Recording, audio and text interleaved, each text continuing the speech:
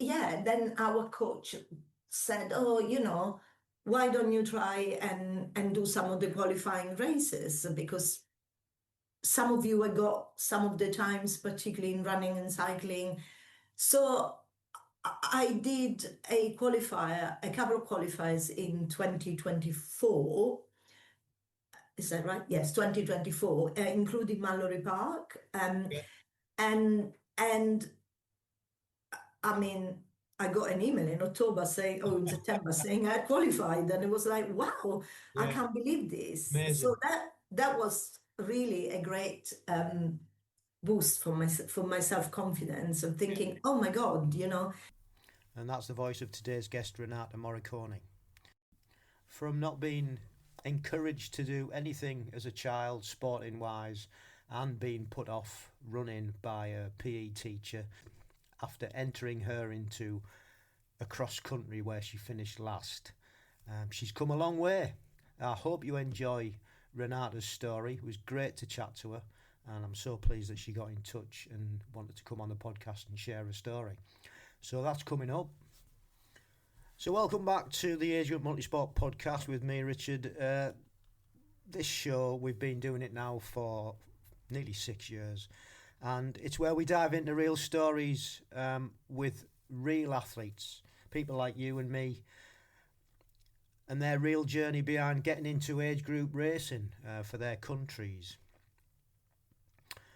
And that racing can be triathlon, duathlon, aquathon, aquabike, and today we've got a great episode ahead. Personally, I'm on week 9 now of my winter triathlon training plan that I put together with the help of ChatGPT. And last week, week 8, it was tapered back quite a bit. Needed a bit of a rest, so I wasn't doing as much, not as much volume, not as much intensity. Back on it now in week 9, although been a bit discombobulated this week with the weather and trying to work around the weather. It's not been great, and just life in general, trying to fit training in round life. So today's supposed to be working, but we've already had hailstones and it's so wet. So yesterday, Tuesday, normally go to the gym and do a high rocks session. However, yesterday I decided to take as my rest day because I was busy doing other stuff. And so today I'm going to try and get to the gym and get that high rocks session done. Really enjoying doing those at the moment, as well as all the other training. You can see these videos that I've been putting together about this weekly training on YouTube channel. It is AmpGB. So if you're interested in seeing what this 57-year-old triathlon wannabe gets up to in his training, they're all on there. It's just a bit of a vlog. I enjoy doing it. I enjoy the process of putting the videos together, and obviously love the training as well. So you can go over there and knock yourself out with those. Other bits of news is I got a new watch, got a new Garmin watch, and mine my old 946 just gave up the ghost 2 weeks ago, and I was humming and hawing what to do and how to replace it and what to replace it with. And I love Garmin. I've had Garmin's ever since I started doing this sport, and I knew I wanted to replace it with another Garmin, but which one? I'd been out of touch with what was available for so many years, because obviously the 946 is quite an old watch. and I was reflecting on how much I actually use the watch, and I use it constantly. It's never off my wrist. I use it just as a watch, obviously. I use it for my training. I use it for racing. I use it through the night, and it gives me all my sleep metrics and my body battery. And me and Mrs. C use it for doing some breath work in the mornings. So I use it a lot, and it's only when you start reflecting on how much you use it um, that you realise, and you haven't got one, that you miss it. So anyway, the decision was made, and I decided that I was going to get a new Garmin Forerunner 970. I think it only came out in May, so that's what I've gone for. And it's great to have the watch back on my wrist. To be honest, I have missed it, and yeah, it's a, it's a different league. Touch screen and lots of different metrics on there. They've just updated it. It's a complete overhaul compared to the last one I had. So big, massive difference between the 946 and the 970. So yeah, and so far I'm really happy with it. Couple of podcast recommendations.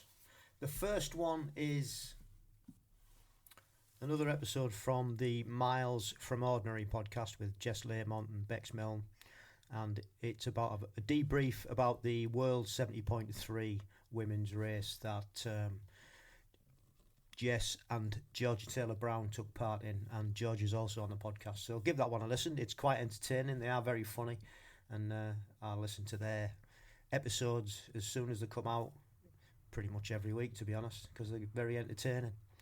So that's the first one. Second one is episode 184 of the TriDoc podcast, and it features author Nick Tiller, who exposes health hacks, and they talk about supplements and all different types of methods that are supposedly good for us and help us along our well, not just training track but longevity track as well. So that was quite interesting, and I think I'm going to try and investigate Nick's book that he's written.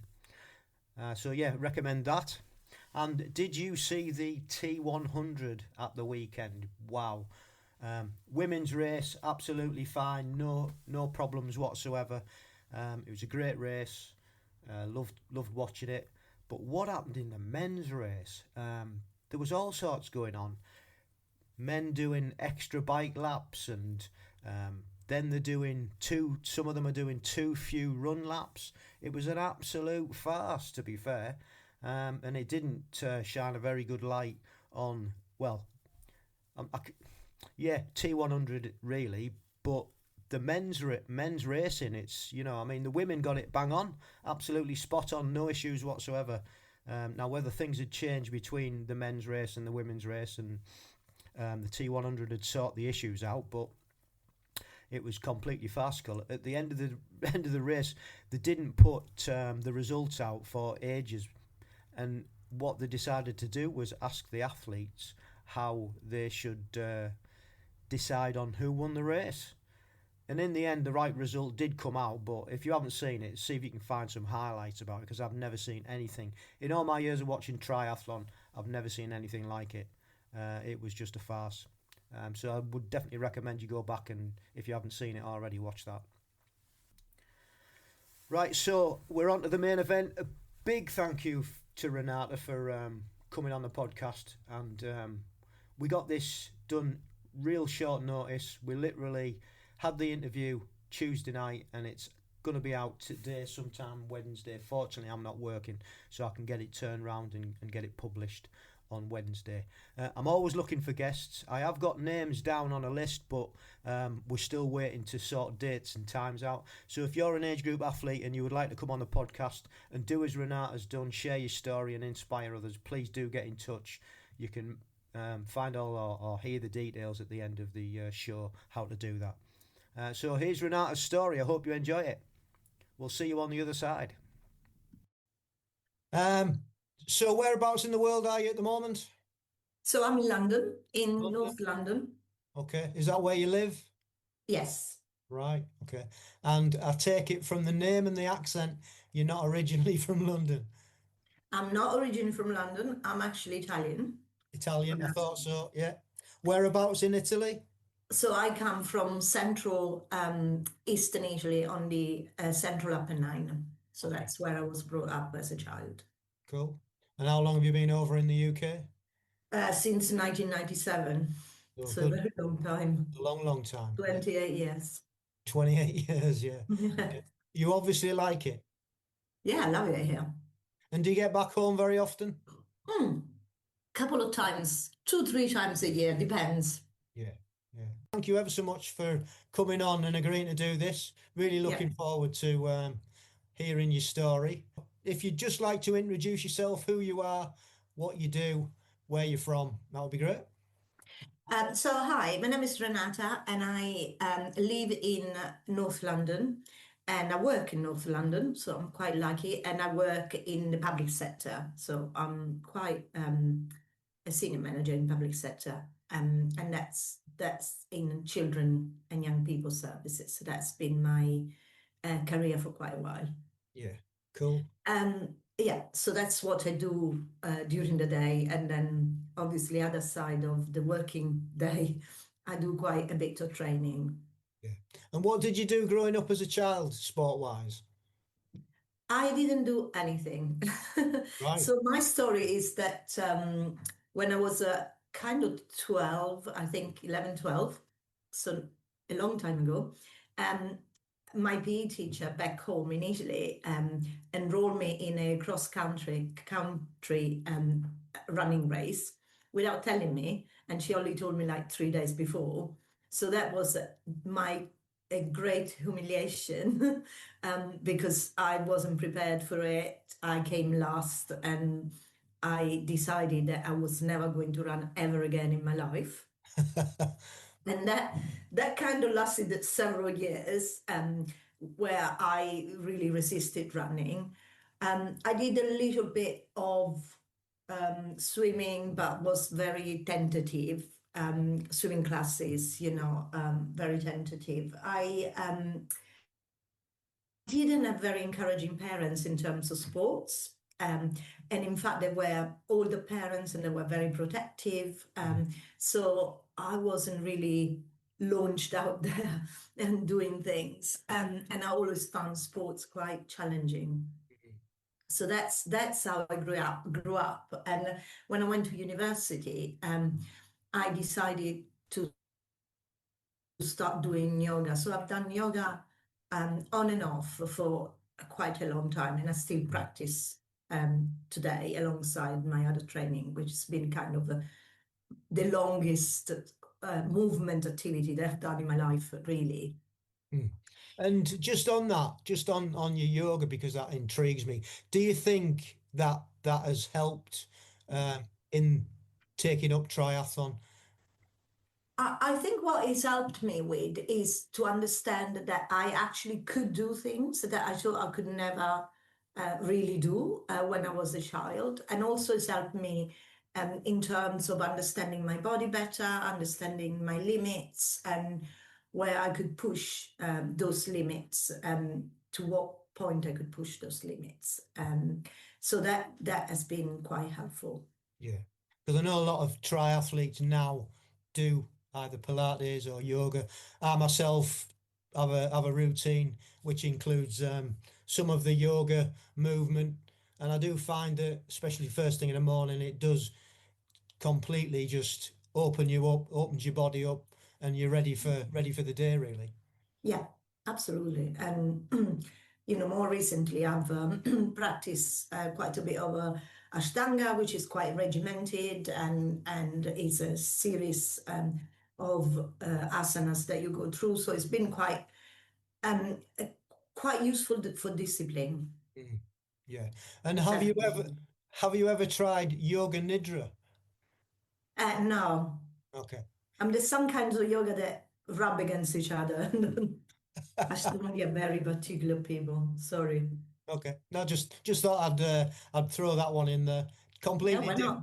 a completely different type of yoga, obviously, to the physical side. Yeah, But yeah, yeah. but they reckon that yoga's only stretching without the breathing and the mindset anyway, isn't it? So, Yeah. so what happened? You got you got obviously moving a bit more Yeah. after years of yoga. How did that come about? So my younger daughter was very sporty when she was young, and she very quickly went from development squad swimming to competitive squad when she was about 8 or 9. Mm. So I started having to take her to training every day. And to be honest, even if I love my daughter, but watching kids swimming training is a little boring. Yeah. So I started taking up classes in the place where she was training. And then I started, becoming a little bit more active as well in terms of doing HIIT classes or spinning classes, and all the way I was also cycling as a commute, and all the way I was thinking that I quite like to challenge myself with something that it's a bit out of the ordinary. Um, but I didn't know what. But then I kind of, she started doing athletics as well after school. And when I took her to athletics, that was really like, oh, I'm not going to stand here on the side of the track watching them.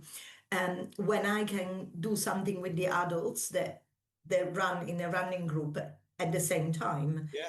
So I started running with them and thinking, oh, okay, let me try. If I can run, I can do everything, because obviously of my experience previously.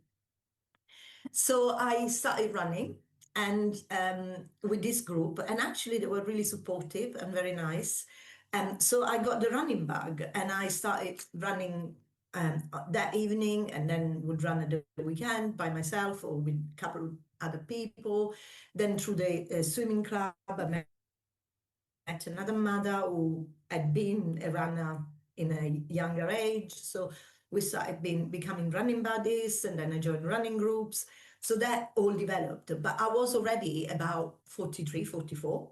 So I Hmm. wasn't that young. I think, yeah, around about that age. And all the time thinking, okay, I want to do a little bit more. I want to push myself a little bit more. So I started doing half marathons and then marathon, not too many marathons because I don't think they're that great. But so I wanted to try that and push Yeah. that barrier. And then in 2016, I think it was September 2016, I stumbled across a triathlon group in my local lido. I'm lucky enough to live near a 50-meter lido Okay. in North London, which is heated in the winter. So it's kind of good because you Yeah. can train there all year round. And then I started doing the swimming bit and then the cycling bit. I mean, I was cycling as a cycle commute, but then I started cycling, getting myself a different bike and start cycling. And so in 2017, in the summer 2017, I did my very first triathlon. I was incredibly nervous and I just didn't know what to expect. But it was great fun, and I got completely hooked. Mm. And was that a sprint triathlon? And so it was a sprint triathlon, yes. Um, but then I also did quite a lot of standards over the years, up until lockdown. Yeah. And lockdown hit, and I obviously the only thing I could do was either cycling or running. The Mm. swimming had gone, and obviously I'm not a very strong swimmer. I literally learned how to swim in my 40s, so it's not kind of, I used to be a club swimmer. I mean, my daughter, who's now in her 20 and hasn't swum for quite a while, she still swims 10 times better than I do. Yeah, I mean, But me, when you're a kid and you've got that technical yeah, swimming ability, it's just yeah, you can't make that up, can you? Especially as you know, being a swim mum, the amount of time and effort that goes into these kids, yeah, like you said, it's day in, day out, sometimes yeah. 2 sessions a day, isn't it? Yeah, correct. It's just, yeah, It's a lot, yeah, and it's a massive big it sacrifice is. for them, and only the ones that are really determined progress. I mean, she stopped when she was about 13, Yeah. 14, because other things to go, but Yeah. she wasn't particularly fast. She was very good technically, but not particularly fast. Mm. But still seeing her swim, it's like, okay, she Yeah. still can tumble turn, and I never learned to tumble turn. You know what I mean? As a triathlete, you don't really need to tumble turn. So it's like, okay, I'm not going to focus my energy on this. Yeah, that's true. There's other fish to fry, isn't there? Exactly. Especially when I learned so late in my life. So yes, that's how I started, and I never thought I would do anything more than just have a bit of fun. Yeah. Well, it's amazing, isn't it, how all these little bits fit together, like, and obviously it was your daughter that sort of got it all together really because you went there and you met all these people. You'd Yeah, already been doing a bit of biking. You've got running groups, and then you come across a triathlete group. It yeah, just and it's funny, isn't it, how these things just fit together to get you to a certain point. absolutely, and it's quite interesting that um, as an older person, I mean, as somebody, a woman in my forties, I, I started increasing my level of fitness beyond what I had in my 20s, Yeah. and it felt really good. So there was a an endorphin effect in my brain, and I really enjoyed it. So anyway, I then lockdown hit, but I kept up whatever I could keep up, and then actually swimming restarted. Open water swimming started fairly soon, um, after the first lockdown. So obviously I continued to do that. I'm lucky enough again. There is fairly near the reservoir that initially was only open in the summer months, but obviously since lockdown it's open all year round now. And that's not heated, of course. So I do train there in the summer mostly, Yeah. but I do try and train there until beginning of October, depending on the weather. And is where I really train with a wetsuit because otherwise I don't tend to have a wetsuit in the swimming pool. But it's I kind of stepped it up, and as things reopened and things were happening, I wanted to do an half Ironman, and I had booked to do one in 2020, but that was cancelled. Mm. And then I found that I started having some physical problem, and then there was a bit of a cardiac scare and Okay. all of that. So I kind of took a step back, and however, I was still very keen to keep doing sprint triathlons because I felt that I could still do it despite other health issues that I had. And while I was going through all the checks and testing, I had been given the all clear, by the way, so it's good. Uh, Excellent. but um, but yeah, then our coach said, "Oh, why don't you try and do some of the qualifying races? Because some of you have got some of the times, particularly in running and cycling." So I did a couple of qualifiers in 2024. Is that right? Yes, 2024, including Mallory Park. Yeah. And I mean, I got an email in October saying, oh, in September saying I qualified, and it was like, wow, I Yeah. can't believe this. So Amazing. that was really a great boost for my self confidence of Yeah. thinking, oh my God, because actually I went to Mallory Park. And it was also the British Championship. I looked around me, everybody had a Team GB trisuit, Right. all the women around me, all my age, obviously my age category. I was already 55, so I was already in the Right. 55, not Yeah. 56, in the 55 to 59 age category. Yeah. And all these women looked they looked super cool, and they knew what they were doing. And I'm like, what am I doing here? I'm not doing this. I'm not doing this event. And my friend that was with me said, look, what is the worst that can happen? You come last, and that's it. And I thought, yeah, really, that's the worst that can happen. So I jumped in the lake there, and actually I did one of the best swims of my life, and a good cycle ride. And when I was running, I thought this run is really rubbish, but actually it wasn't. So by the end, I felt, yeah, I've done this. I'm not last, and that's great. And that to me was sufficient. Mhm. I've done it. But so when I got the email, I thought, oh wow, I've Yeah, done it, and I yeah. also managed to get through, and not on, a roll down place later on in the year. You got a queue. Yeah, on a queue, Excellent. which was great. Yeah.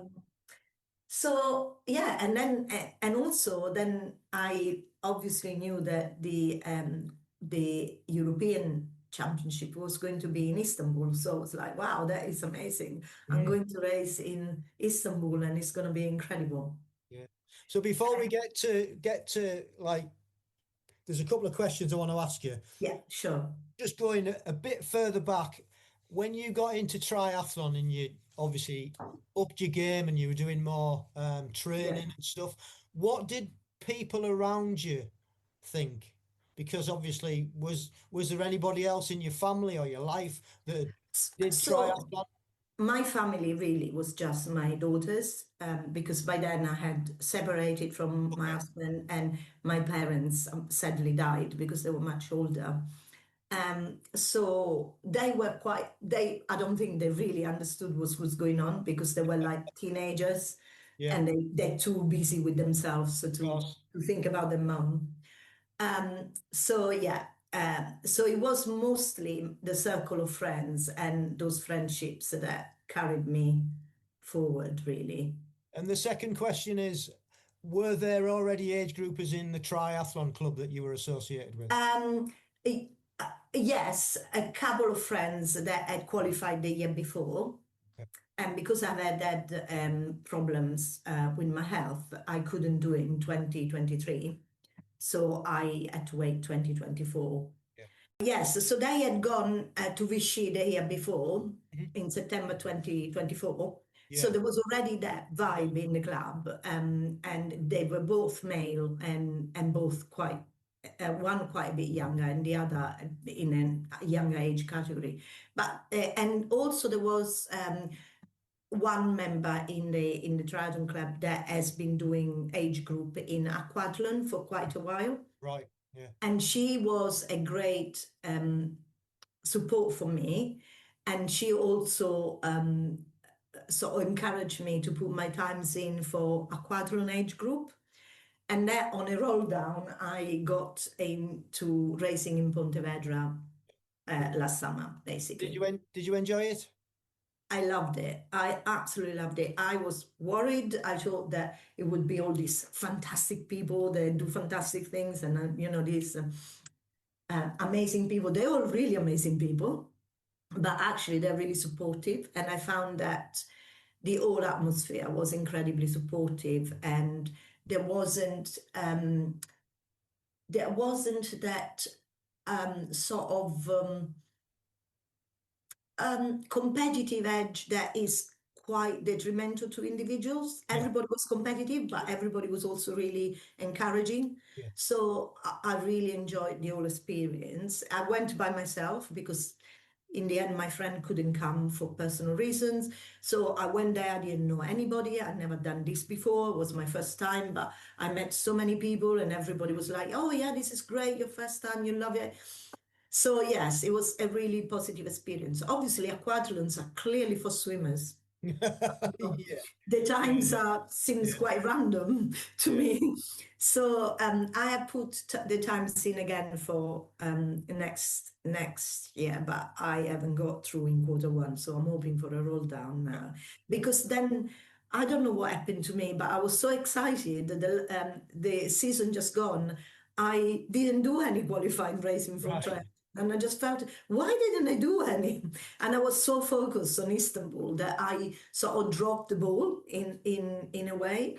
So I'm planning now. I've just planned all my season for 2026, and I know all the races I'm doing. I'm already signed up, because I really, it's a really good experience, and if I can keep it going as long as I can, why not?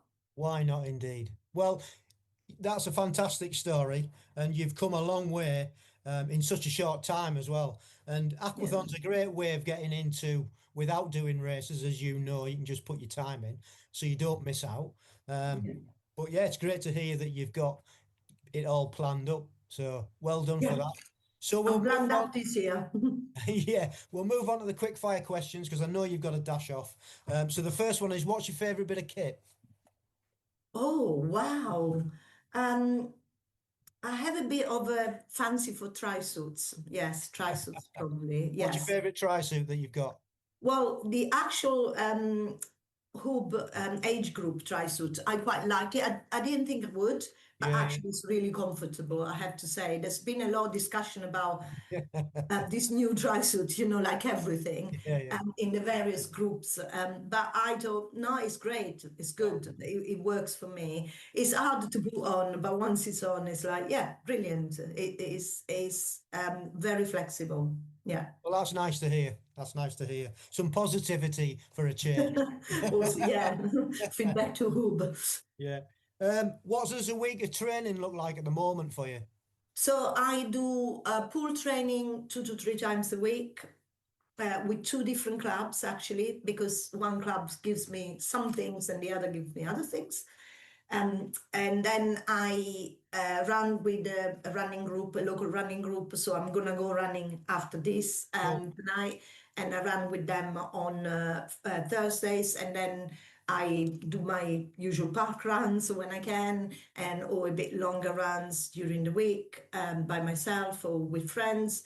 And then I cycling is what is always a bit of a problem in the winter, but we are trying to set up a indoor cycling session before swimming, and so I will try to go to that a lot.